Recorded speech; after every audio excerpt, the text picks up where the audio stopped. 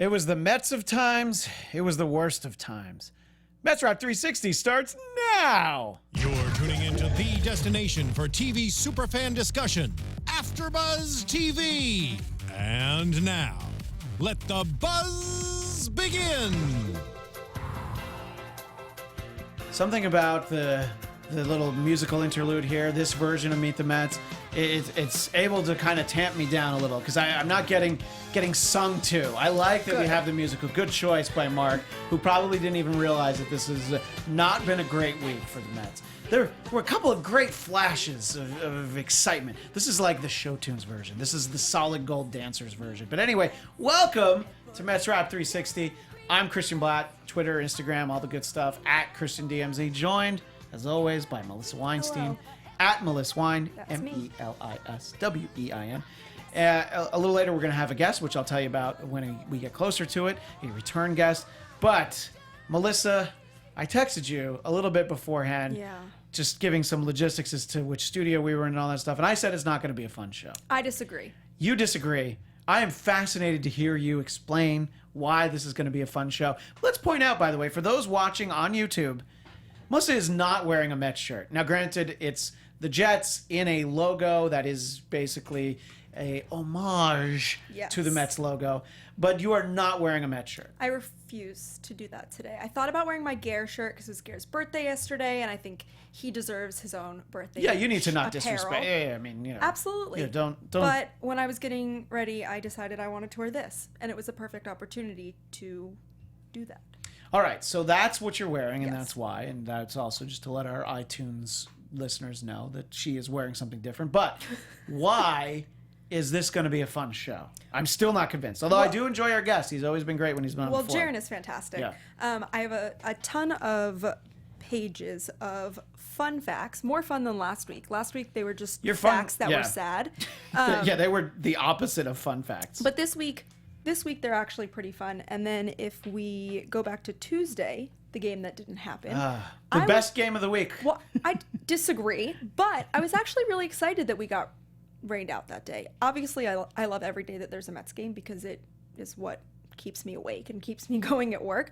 But if we only have to play 31 of our first 31 games against the NL East instead of 32, that's a lot better. You find that to be a little bit better. Yeah, and also we close the year, our last 5 series of the year are also against the NL East. We have 3 games in Atlanta, 3 in Miami, and then we have 3 at home. Right, and that series against Atlanta is where... Oh, no, that's actually at Atlanta. But this game is going to be slotted into the end, like one of the last weeks of the season. So it's the second to last series. Right. And so now our last 16 games instead of our last 15 are against the NL East, and hopefully the Mets pull themselves together before then. And so you're hoping that they're not 17 games out of a playoff spot at that point. I think that's fair to say. Yeah. That's fair that's so what you're hoping. It's very realistic that they could be. My hope is that those 16 games mean a lot more now, and so I feel better that the Mets didn't play on Tuesday, knowing that hopefully they will have gotten their act together and that last game is going to be all the more important. Yeah, I was going to tweet at you that after the game got rained out, I was like, oh, at least the Mets haven't lost since our last show. And then I remembered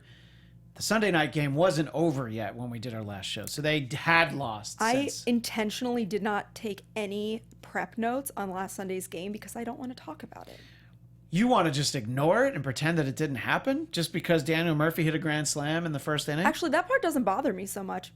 But yeah, I mean, ignoring things and pretending they didn't happen is just kind of how I go about life. Yeah, it's worked out well so far. But as is so often the case, that was a game where they got a little closer and then it just got put out of reach by Ryan Zimmerman, who I think is up for a contract this year because he's playing like he is. I wonder what's going to happen. Yeah, he's going to be a DH for the Yankees and maybe he'll stay healthy. So, but, good friend of David Wright, Ryan Zimmerman. But where's David Wright? Doesn't matter. He's not there.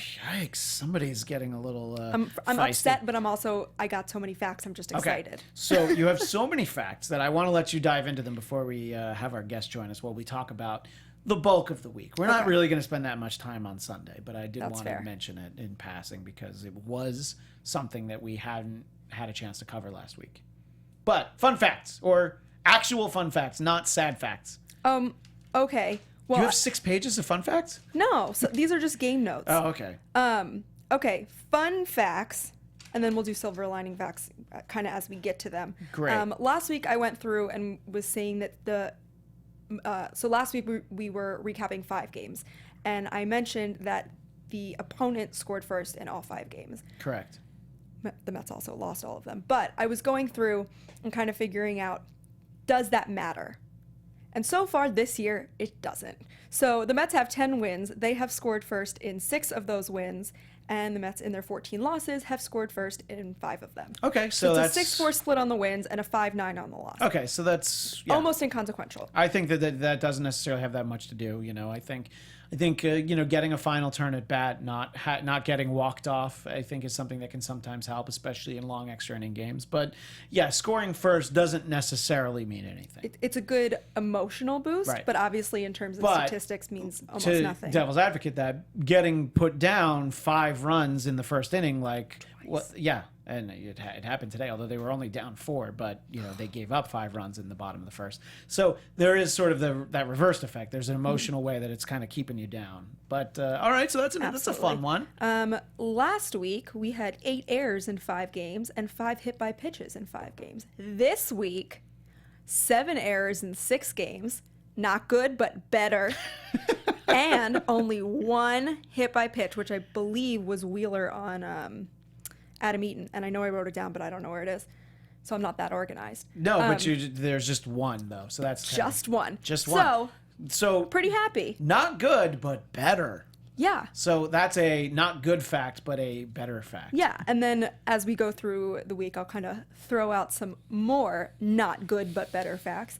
And then my favorite thing to do is to discuss the rule book. And there's a great call from yesterday that we can definitely discuss. There's a call that's very important that we do have to discuss from Saturday. My rule book. Yeah. So what we'll do in a moment is we'll bring our friend Jaron Kiviat. Jaron Kiviat. I said his name wrong the first time, but he's NYM_news. Yes. And he has a tremendous following. He does a great job. He has a lot of information that he shares, but he also has some fun polls and opinions and things, and he does some good graphics, so it's a fun account. The Instagram account is kind of the one that has the most stuff, but he's also on Twitter at NYM_news. But and we'll have him on in a little bit once we know that he's there. So we'll kind of get his thoughts on some of those things. Jaron, I believe you are with us. Jaron, welcome back to Mets Wrap 360. No, it was shaking. I thought that he was there, but he'll talk to us when he's ready for us. Maybe he's being a little shy right now. One of the things that I thought about when the Tuesday didn't happen, there was the extra day off. There was the rain. I felt like it was felt a little reinvigorated. I was a little energized. I'm like, okay, we can catch our breath. We're going to have a good couple games against the Braves. I'm sure that we'll walk away with a win, probably 2. And, I think that there was a point that we thought that Syndergaard was going to start on Tuesday against Tehran. And you're like, well, that worked on opening day. So maybe that gives us a chance to win. And the idea that Gesellman was getting skipped, I'm like, yeah, that's probably a good one. He hasn't looked great.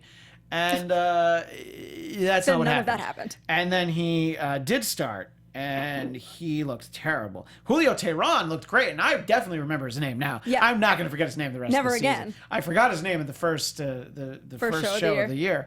And he's making sure that I don't make that mistake again. That's the one I was referencing, one of several, unfortunately, that he gave up 5 runs in the first inning. And that was pretty much the end of the game, for me anyway. They got a little bit closer, but, that game, that just felt like a game they weren't going to win. I mean, with 3 errors, yeah. Yeah, and that was really the thing. Those are so frustrating to watch. And the fundies. The fundies. When Keith is there and they are not talking about the fundies, that's very frustrating. Let's bring our friend Jaron Kiviat from NYM_news in here. Jaron, thanks so much for joining us again on Mets Wrap 360.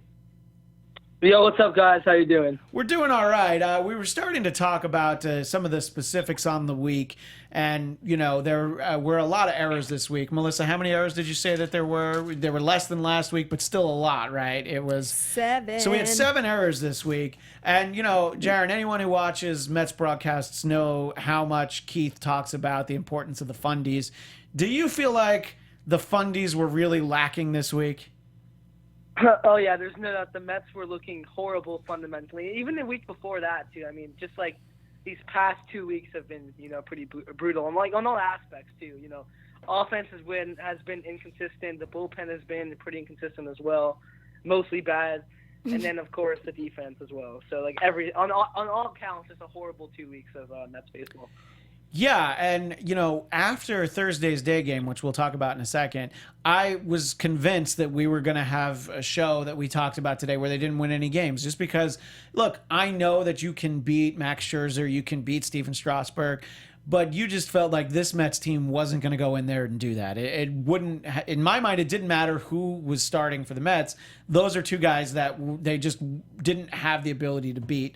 So that made Thursday feel that much worse. But of course, the big story on Thursday was, I feel so many times when I'm watching Mets games that it's kind of a rerun, because I'm like, haven't I seen this before, where Cespedes is hurt, doesn't go on the DL, comes back, says he's fine, and then, oh no, I'm actually more hurt than I said I was. That's not just Cespedes. Well, that's everybody. Well, and believe me, we're going to get to know Syndergaard.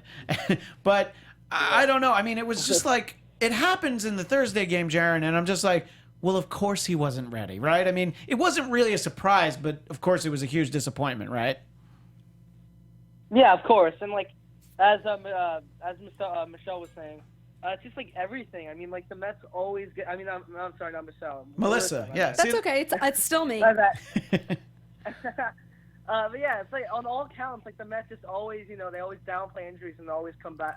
It always comes back to bite them. See, so, and the Washington Nationals are a team that they downplay their injuries to the press, which is fine. The Atlanta Braves have always done that. They'll never tell you when someone's hurt, and that part's fine. But it's like when you have the information that someone might be more hurt than they're telling you, and you play them anyway, and it's just so many times that it happened, and it's like, yeah, why did you need to rush Cespedes into a day game against the Braves? Probably because they had lost so many games, and people had not been talking about there being any threat to Terry Collins' job. But I think if they had lost every game this week and they had lost all the games against the Nationals, you'd at least start to hear about it. I know the players love him, but if they just weren't winning, I was like, why is nobody talking about this? But then they won 2 great games against the Nationals, so that's a different story entirely. Melissa, what did you want to say? Well, I was going to say that's part of the problem. I love Terry Collins. I think he is a great manager. He's definitely a player's manager, and he's definitely a fan's manager. But the problem comes down to him trusting his players, and he trusts them too much. I mean, Syndergaard's a perfect example. Syndergaard refused to get the MRI. This is back earlier in the week. Sure. And Terry said, fine. No one knows his own body. Obviously better than Terry knows his body, and clearly today it comes back to bite them. Yeah, I mean, not no pitcher. Most pitchers are not going to tell you, like, you know what, I'm not ready to go. I have this little thing here that the only pitcher that'll tell you that they're done and they're out of gas was Roger Clemens in 1986 for the Red Sox. It's the only time it ever happened. I'm of course exaggerating, trying to make light of something that makes Mets fans feel better, but at the same time, you very rarely get told, especially by starting pitchers. Of course, plenty of position players will do that. If you think about Cal Ripken and that streak that he had, how many times that he should not have been out there, but he had to keep it going for that sake. And the other part of the story on Thursday was that Matt Harvey just did not have it. And when you knew he was going to start, like, at what time did they let him know? Was it like 10:30 in the morning? Like, oh, by the way, because clearly whatever he did on Wednesday night, I think he was out late. Let's just say that's what I was thinking. He clearly came to the ballpark hungover. I mean, Yeah. I don't have any proof of that, but that's where my mind went.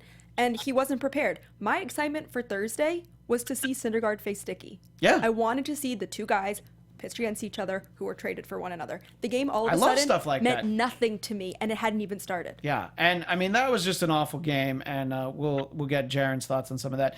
And we always try to find the silver lining. Jose Reyes had a home run in that game, so it was nice to see that he's at least realizing that, look, there are a lot of guys who can play third base and not get any hits. So, just because, you have a chant that people used to say 10, 12 years ago doesn't mean that you get to stay in the lineup. Jaron, as you kind of see that Thursday game and especially what happened with Cespedes, what are your thoughts? Is just sort of, did you feel like it was going to be an indication of what they had in store for them for the weekend, that we were going to see more of that? Or did you feel like it was going to be a wake-up call and like, no, this is the low point for the team? Well, I don't know if you guys saw, but there was a video that was released that, like, literally the day before the whole Cespedes injury happened, he was seen in BP, and he, like, apparently, like, hurt his hamstring or, no, whatever it was even more. And he was in, like, a lot of, you could easily see, like, he was in a lot of pain. And the fact that the Mets still, decided to start him after that, and then they still decided to, tell Harvey, oh, yeah, by the way, you're starting, 3 hours before the game. I don't know if you guys want to say it or not, but I think it's pretty obvious that the PR department has been awful this year and many years. Yeah, no, I think you're right. Yeah, I'll disagree entirely. The players and the coaching staff continue to throw Jay Horwitz and his team under the bus, time and time again. And if Terry's going to call him a puppy dog in the middle of a press conference because he's forcing him to announce things that should be announced by, how it's always been. I don't know who to point fingers at, but there's obviously bad dissemination of information, and I don't really care what they say to the public. They clearly don't understand. And if, there's a video of him in batting practice, clearly not feeling right. It doesn't matter what he tells you. Just use your eyes and know that, he's great. But we don't have the 15-day DL anymore. He could go on the 7-day DL. You could have made it retroactive a couple days. And just the fear of using the DL is probably my biggest knock on Terry Collins. Jaron, I know you're not a big fan of Terry Collins. At least you haven't been at various points in the last couple seasons as I've known you. What do you feel is his level of responsibility for these last 2 weeks? I think he definitely has to have a big part in it, for sure. There's times where this team looked absolutely dead, literally no life in the team, and that definitely falls on the manager. But I think another huge part of the Mets' struggles has to fall on Jose Reyes, as we saw last year. He was the spark plug easily, and when he went cold these first 2 weeks, first 2 or 3 weeks, as did the Mets, and when he got hot this weekend, as did the Mets. So I really feel like the Mets are starting to live and die off, Jose Reyes, even though Terry Collins also hasn't been great either, in my opinion. Yeah, no, I think that Reyes is actually a much more important part than, his salary might dictate. And I think that, that kind of enthusiasm has always been infectious around Jose, except for when he was in Toronto. But other than that, because he didn't have any enthusiasm, maybe in Colorado either. So basically only when he's been on the Mets and that year in the Marlins because he was getting paid so much. But in general, yeah, I think you're absolutely right, Jaron, that's incredibly important. And, look, we have, and when at the end of the show, when we talk about the players of the week, we've had great contributions. And I think that you feel like, at least to some extent, guys took it to heart when they rolled into DC on Friday. Look, they beat Max Scherzer, and you figured at some point it was going to happen. I just didn't think it was this week. I didn't think that these Mets that were going to be on the field that day were going to beat them. And granted, it got a lot closer than it needed to, but they did have a 7-5 win. And d'Arnaud knocked in 5 runs, a 2-run home run and a 3-run home run, all of Max Scherzer, which that's what you hope to see more of from that guy. And, that's great. DeGrom looked fantastic in that game. I think he had 114 pitches. I think I read that. And, that's what you need. It's like, don't have the magic, the magic 101 guys that got to be out of the game. Just, judge the situation. Obviously, you don't want to overwork these guys, but he was just dealing, and he looked great. And the team actually scored runs against one of the best pitchers in baseball, a guy who has no-hit them. You feel like he's no-hit them 5 times. But I always forget that, and then you remind me, usually while we're live. Yeah, then you're like, oh, yeah, Max soul. Scherzer's really good. He's not just some weird freak with 2 different colored eyes. He's actually you're like, I forget about that too. Look, he's a good pitcher. And Saturday was another great game because they beat Steven Strasburg, which that's happened more often. Robles, of all people, gets the win, and we actually get a save for Familia, 2 Conforto homers, and there was another homer from Reyes. So, Jaron, you first. Let's talk about the 2 good games this week. Let's talk about both Friday and Saturday, how you think they looked against the Nats, and if there's any takeaway that you can kind of see from those games that maybe we didn't see in, unfortunately, all the other games that they lost this week, the 3 games that they did lose this week, basically. Well, yeah, I really feel like even though the Mets lost today, I feel like they just got their fire and their spunk back this weekend. The first 2 games were great games in the series. They look fired up as ever. Jose was also playing great. Conforto continued what he's been doing all year. And then Travis d'Arnaud is also us starting to get hot a little bit. I feel like Travis was getting hot also before he got hurt too. So I also think it would be safe to say Travis was picking up where he left off before he got hurt. Yeah, no, I anyways, think if Darno hadn't missed today, time, Darno was definitely on a great trajectory before he actually, he missed a little time, and it's good because a lot of times, especially even with Travis Darno, when he comes back, you're just like, that's not the same guy. But yeah. I'm sorry, Jaron, what were you saying?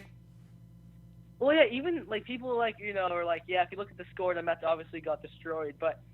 After Noah Syndergaard got hurt, I think the Mets showed like a lot of toughness to be able to come back and make it a 6-5 game. After all that happened, and the Mets, every time they'd come back in the game, the Nationals would just push it even more. So I feel like even just the fight back to 6-5 was impressive in its entirety. Yeah, there was that point in the game where it actually felt like, if that had been last week, I would be like, oh, they're definitely going to lose it. At that point in the game, I felt like, wow, this could really be impressive, losing Syndergaard. But ultimately, Sean Gilmartin is not a guy who should be on the mound that long, unfortunately. And, when you get to a point that, poor Kevin Plawecki, he's got like a 36 ERA now. It's only 18, okay? Oh, okay. It's only 18. So I saw it before he got any outs, I guess, or I think when I saw it, he'd only gotten one out. Okay. So, and, but he'll get that ERA down the next time he has to pitch. But, I mean, in all honesty, I did not see the final out of that game. I did have to come over here and do a different show. But I wasn't disappointed that I didn't see it because my understanding is that game ended 23-5. That's correct. Yeah, so I definitely didn't miss anything, and I had a friend at that game, and he and I feel like you never leave the game. He left when it was like 19-5. Yeah, but I gotta give credits to the Nats fans who stuck it out. Nats fans got to sit there and watch batting practice. That must have been fun for them. I give Nats fans a lot of slack. My grandma's a Nats fan. I yell at her all the time about it. We've talked about it on here, yeah. And I'll probably call her tomorrow and she'll yell at me. But when your team's being blown out in that weather to sit in the stands, it is unbearable. And I mean, my parents were at the game on Saturday with the 7 line. It was awful. I mean, temperature-wise. But I just give credit to the fans who stuck it out. But that is the only compliment I will give Nationals fans ever again. Well, what was great was that when Saturday's game started, Jaron, I was actually listening to the radio broadcast, and the crowd was so loud because the 7 line was there. It didn't. I texted my friend who was there sitting with the 7 line. I said it doesn't. On the radio, it doesn't just sound like a home game. It sounds like a home playoff game. It sounded like a Mets playoff game. It was so loud. Yeah. He said that when he sat down, he just assumed that Bryce Harper had gotten a hit because it was so loud. But no, they cheered so much because he struck out. So, that's great. It's very encouraging when you see Mets fans like that. It helped probably that there was a good game on Friday. But that they would have been there like that anyway. And, maybe, Nats fans don't travel as well. But I know what you're saying, to sit there and put up with all that. I mean, look, it was rough. And it's a 23-5 game, and I shouldn't want to nitpick any of the decision-making. But when you intentionally walk Daniel Murphy so that the guy who has already had 7 RBI in the game gets an at-bat, what do you think's going to happen? What, Melissa, you think something different was going to happen? You think that they were going to get him out? I didn't even care about that. I cared about later when Anthony Rendon is trying to break records and have the most RBIs, and Murph just stops at 3rd. Well, that's a Murph. That's Murph and for you. That made me so happy. Enjoy Murph. You have another year of him, Nats fans. It reminded me why I am happy he's gone. So, what a miserable game. I'm glad I wasn't there, like my friend who was. I did see most of it, though, and I was I riveted to it? Oh, no. What do we think? I'll start with you, Jaron. Obviously, we don't know exactly what the problem is, but what we're looking at now is missing Syndergaard for a little while, missing Cespedes for a little while, and they mentioned also a setback for Duda, that his rehab has been put on pause for a little bit. For his own stupidity. Well, it doesn't matter. It's like when's he coming back? There was a chance they thought he might come back tomorrow. Yeah, but you heard why he got set back. because he didn't wear the brace that he was told to wear. Okay, no, I didn't know that. So That's why I say it's his own stupidity. I just thought you were saying that he wasn't smart. Oh, no, I think he's brilliant.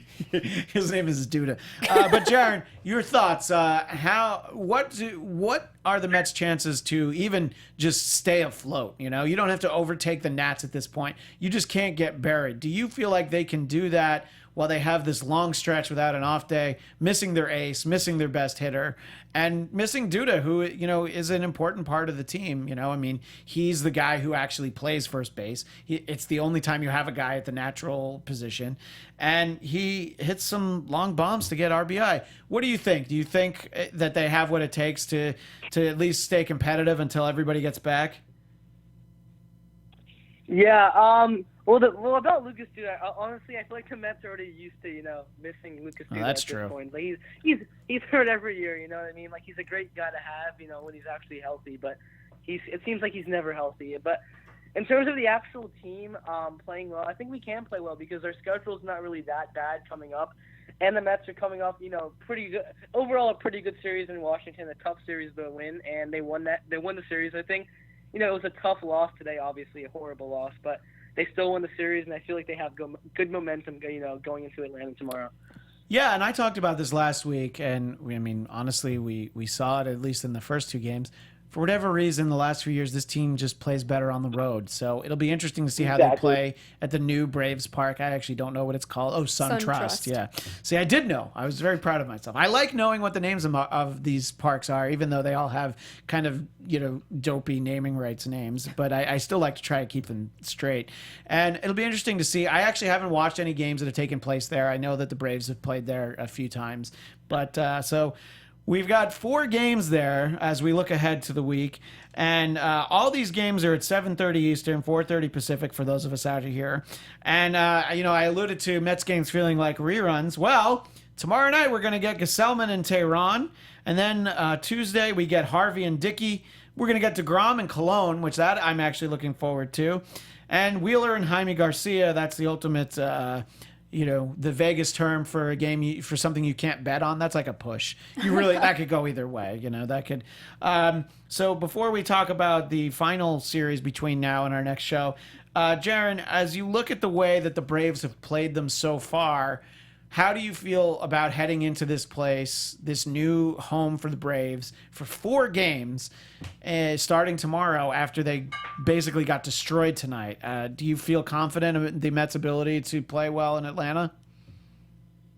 Yeah, I mean, obviously, you know, they're not really a very tough team. Yeah, they definitely, you know, sweeped us in Citi Field, but they were pretty much playing us at our worst possible time, and it's probably going to be the lowest moment, hopefully, this season. So, honestly, I'm confident we could have a great series in Atlanta. Maybe we can win 3 out of 4. I think we have to win 3 out of 4, to be honest. We have to have a good week this week because we were hoping to get that great week last week, and we had a pretty bad week overall, you know, because of the Atlanta series. But, yeah, honestly, I feel like we could build off that national series and then ultimately beat Atlanta, you know, beat Miami 2 out of 3, and then hopefully beat San Francisco. Those are all, you know, pretty beatable teams, in my opinion. Yeah, I mean, not going to be easy, but pretty beatable. Yeah, and we mentioned this last week, talking about dumb injuries, talk about the advent of getting to play San Francisco after Bumgarner, hurt himself on dirt bike or something? Yeah. So, yeah, there are definitely things like that sometimes things go your way. But, you know, the Mets have a long stretch of, I think it's 10 straight games, maybe it's even 11,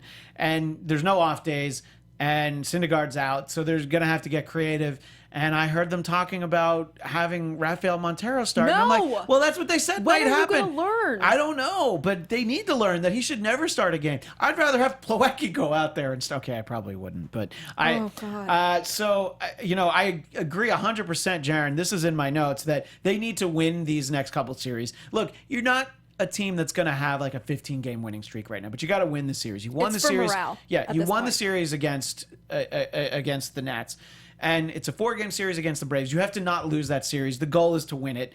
You definitely can't lose that series to the Braves. I mean, after you were embarrassed by the Braves at home, and, you know, having the injury happen during the game is no excuse.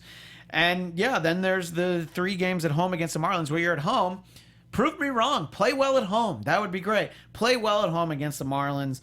and the Giants, but we'll see what happens. The game we don't speak about was a home game against the Giants, but Madison Bumgarner was in that game, so we don't have I that. also forgot about that.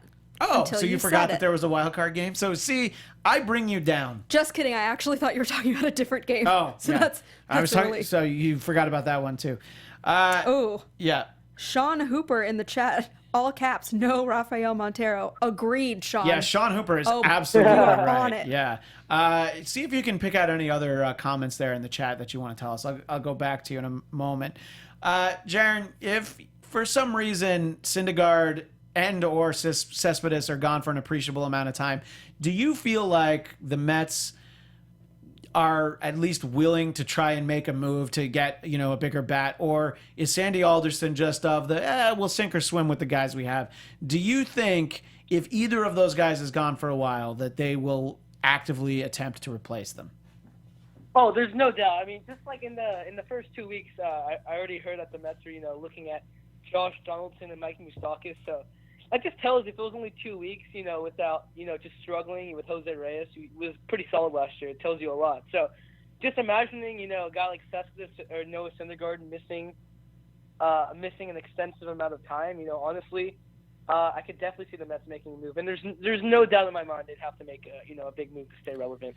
Yeah, I mean, I think that they're both very difficult to replace, but obviously a pitcher of Syndergaard's caliber is basically impossible to replace. I mean, unless you want to empty out the farm system, which unfortunately they've kind of already done a few times. But yeah, I agree. Yeah. I think that, maybe we'll get good news on Noah. Maybe we'll get at least decent news on Cespedes. But, we all hear that stat of their record when Cespedes isn't in the lineup. But, if we can get the kind of production we've been getting out of guys like Conforto and d'Arnaud, and, if that can be the spark play. Look, and Jay Bruce, not on the hot streak he was a couple weeks ago, still hitting very well. And, he's not on the hit list for me or most people right now. And he's situational hitting better. He's not always just swinging as hard as he can, although he does that too, and he will drive it out of the park. So Jay Bruce, he's off that list. I'm glad that he's back in the outfield, though. I feel like trying to play first base was something that he was not comfortable doing, and that but discomfort. You were really excited about that last week. Well, I was, because then they could have all of their outfielders play. That with a healthy Syndergaard, it's so hard to keep track of all the injuries. With a healthy Cespedes, the idea that you could also have Conforto and Granderson, who of course they would never bench Granderson for whatever reason. Tomorrow's May. It's all going to change. Oh, you know what? I hope you're right. I hope we can point back to that next week. So, I liked the idea of having Jay Bruce play first base because it kept his bat in the lineup. But now we see why you don't do things like that. So you were right. I never said anything. No, about I that. was wrong. You were right. I shouldn't have been excited. So, Jaron, as we're kind of trying to look a little further down the line, but let's look back on this week. We always try to isolate our player of the week. Jaron, who do you think was, and if you're having trouble isolating one, you can pick two because you're our guest. Who do you think was the player of the week this week for the New York Mets? That's a tough one because, honestly, if you're looking at overall, positives from this week, honestly, you can only talk about Jose Reyes. He had a big week, 6 straight great games. He's on a 6-game winning streak actually. So yeah, I think I'd have to say, Jose Reyes. So. All right. I mean, he did have a couple home runs, and look, he is turning it around. I'm actually torn between Conforto and d'Arnaud. I'm going to pick Conforto because he's been more consistent.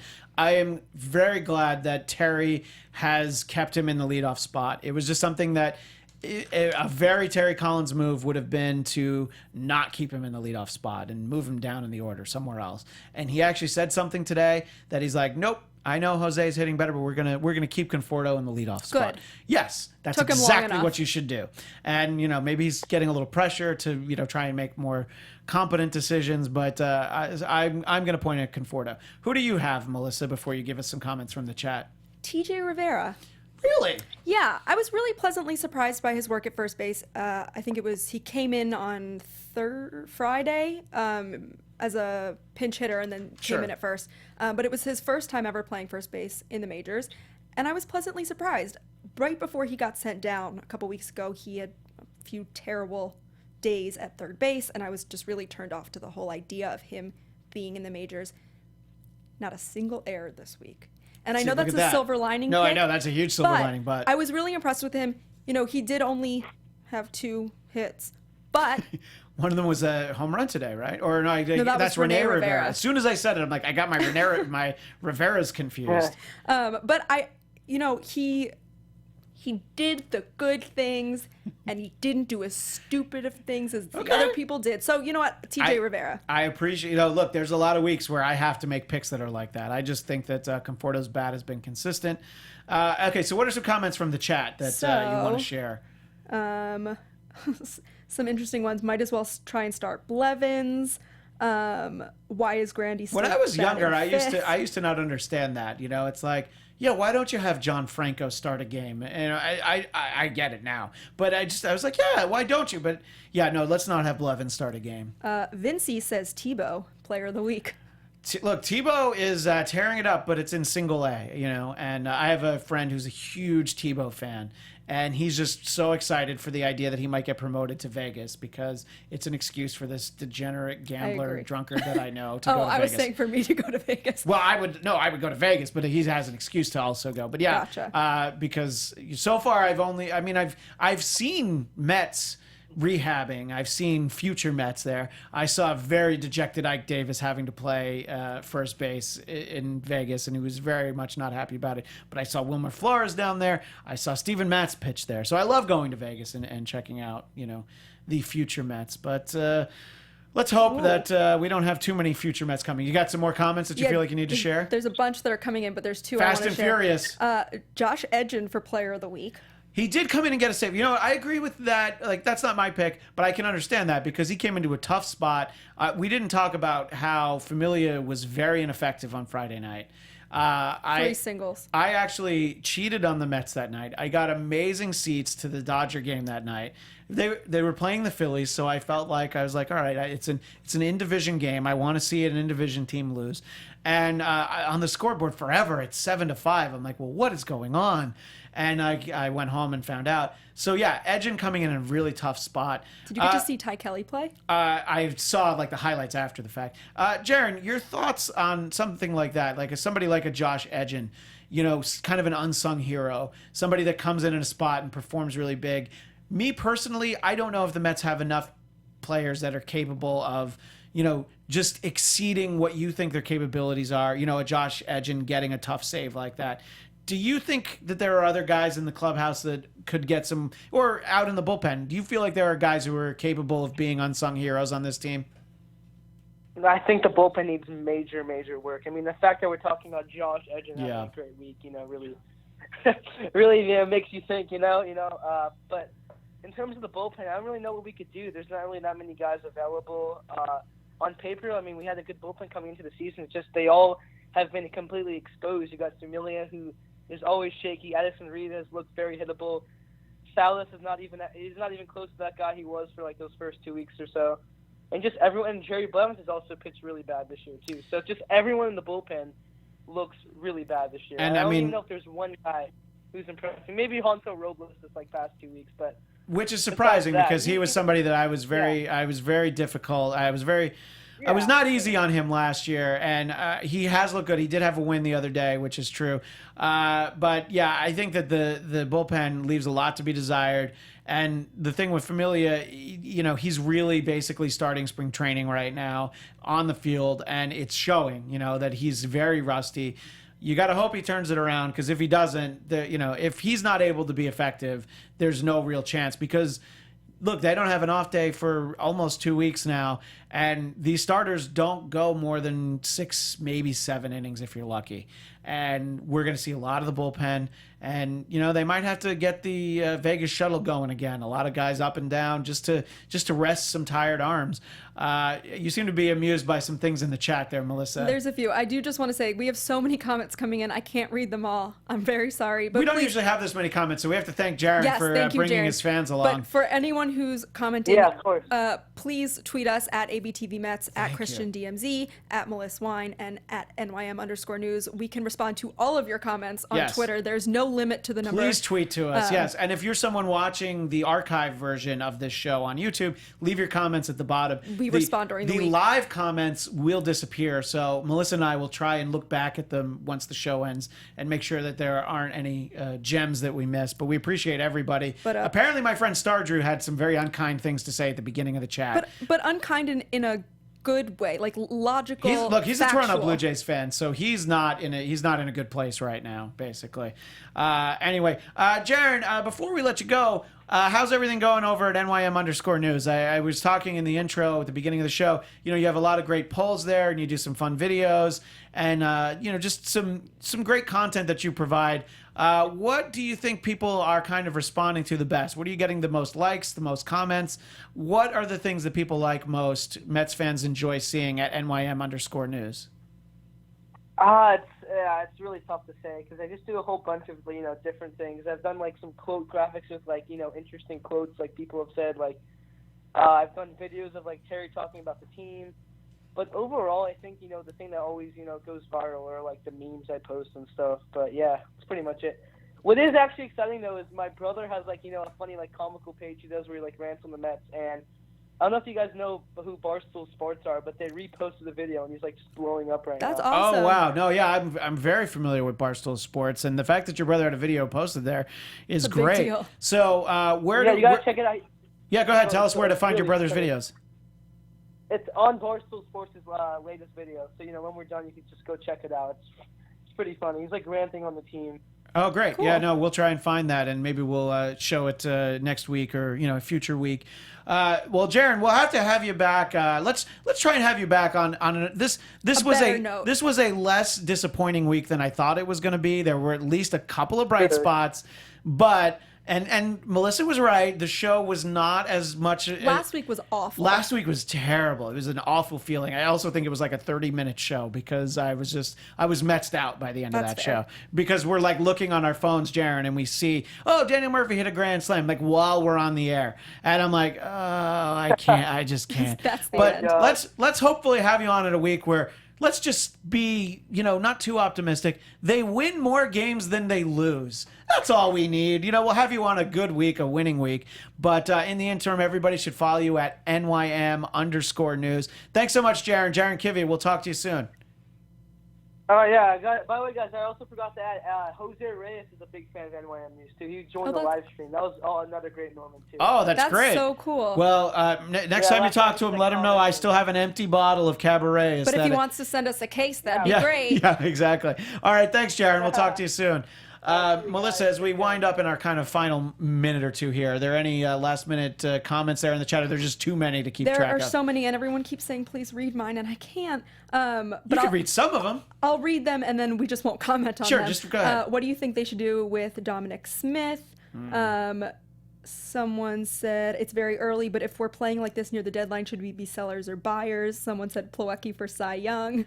That's very funny, Plawecki for Cy Young. I think that this team will not be sellers. I mean, I guess if they go into a tailspin and they're like 20 games under 500 at the break, which was insane that I just said it out loud, something like that, yeah, they might. But, what they won't do is they won't deal the great starting pitching. This is an interesting one. I don't really know how to respond to this. Should Edgardo Alfonso be the manager after Terry retires? Well, Fonzie is in the organization, but I don't actually know what role he has right now. You know what?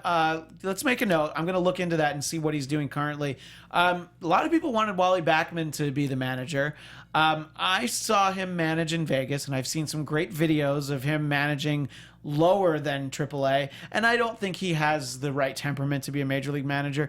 I was a huge fan of Fonzie, and I think having him around the team is very important. I think that he spent some time with Wilmer, getting him more comfortable with second base, and he's somebody that I wouldn't rule out, but he's not on my list. I don't have a list of people to replace Terry. We should probably start But even one. yeah, I was going to say, because all indications is that Terry's done after this year, just because he feels like he's done this long enough. Anyway, sorry. So what else do you have there? Just a few that I'm just casually. We should bench Grandy. Yeah, I agree with that. I think just give him a few days. Let's give him May 1st, and we'll see if it's an April slump, like everyone keeps saying. Yeah, if he doesn't have a good May Day, he's out. But do you think it's safe to hit the panic button? No. Maxwell Gordon, I say no. It's very early, and I think that, heightened concern. Don't panic, but be very concerned about what's happening. You're getting these injuries.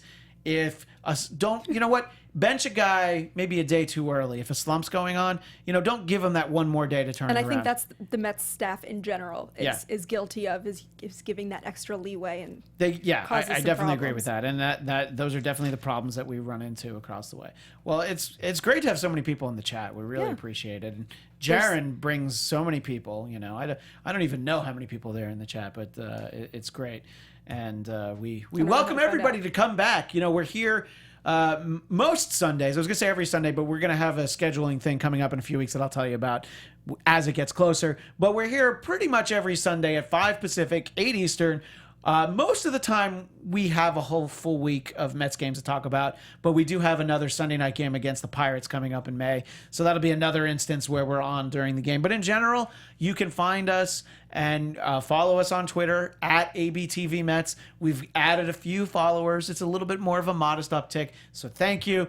And I have this here in the studio with me. I was wearing today, I'm going to go to the wide shot, my Syndergaard player jersey, and I took it off after he left the game because I felt like I jinxed him somehow. I love this shirt, and I wear it, and he usually wins. It's the World Series player shirt. It has a little World Series patch on it, but I'll just keep it here on the table until he comes back. And so if you see me wearing it, it means that he's back and we're excited. Around. Although you won't really know that I'm wearing it because it's the back of the shirt. I'll tell you. Well, believe me, I will tell you. So anyway, look, it was a week that turned around, got a little bit better, and then it just ended on a disastrous, nasty note that, once Syndergaard was out, I felt like they couldn't win the game. And as we said with Jaron, the fact that it was close at all was impressive. But Melissa, I'll just have to look ahead. We're going to have 7 full games to talk about. We've got 4 against the Braves, 4 against the Marlins. I guess rainouts permitting, we'll have 7 games. So we'll talk about all those next Sunday. I almost said Tuesday again. I always do that because one of my other shows is on Tuesdays. So next Sunday, thank you. The political show I host, The Trump Report, is Tuesdays at 7 Pacific, 10 Eastern. So you can find that there. And if I'm going to plug myself, I might as well mention that the Mystery Science Theater 3000 after show is Fridays at noon Pacific time, 3 Eastern. So you can find that there. And Melissa Weinstein, you can find her at MELISWEIN.